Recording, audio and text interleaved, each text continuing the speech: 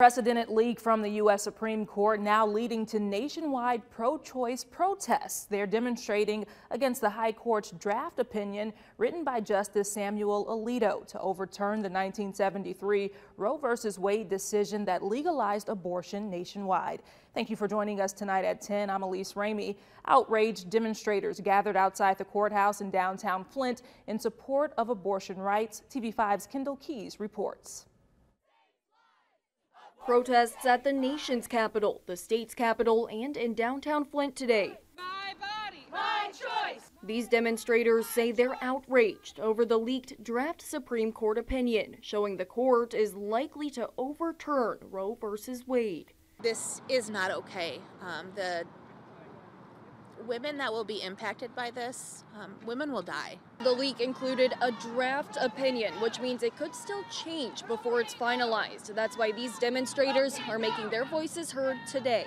But honestly, my faith in our legal system at this point is waning at best. It's fingers crossed, I guess. I hope we can do enough to make a statement. Republican Congressman John Molinar of Midland says if the ruling confirms what's in the draft opinion, it would be, quote, an incredible victory for everyone who has worked hard to protect the unborn.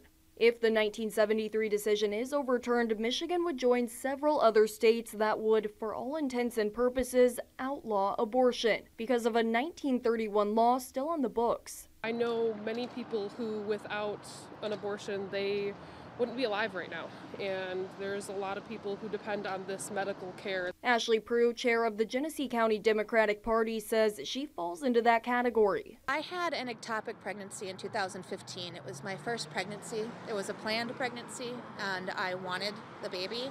It was very traumatic, and without a life-saving abortion, I would have died, and my two now children that I have would not be here. The 1931 state law allows the procedure only if it's necessary to save a life. It has no exceptions in cases of rape and incest. It's so important that we protect this, right? And a woman's right to privacy when she has to go through something like that, because I shouldn't have to share this. I'm choosing to share this, but I shouldn't have to. Reporting for WNEM TV5, I'm Kendall Keys. Governor Gretchen Whitmer and Michigan Attorney General Dana Nessel have both said they will not enforce the state's 1931 law banning all abortion. Meanwhile, Chief Justice John Roberts issued a statement calling the document obtained by Political authentic, but he says it does not represent a final decision from the court, which is expected in June or July.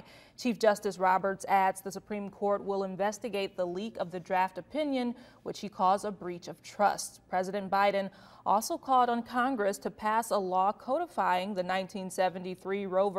Wade decision, but it would be another big battle in the evenly divided U.S. Senate.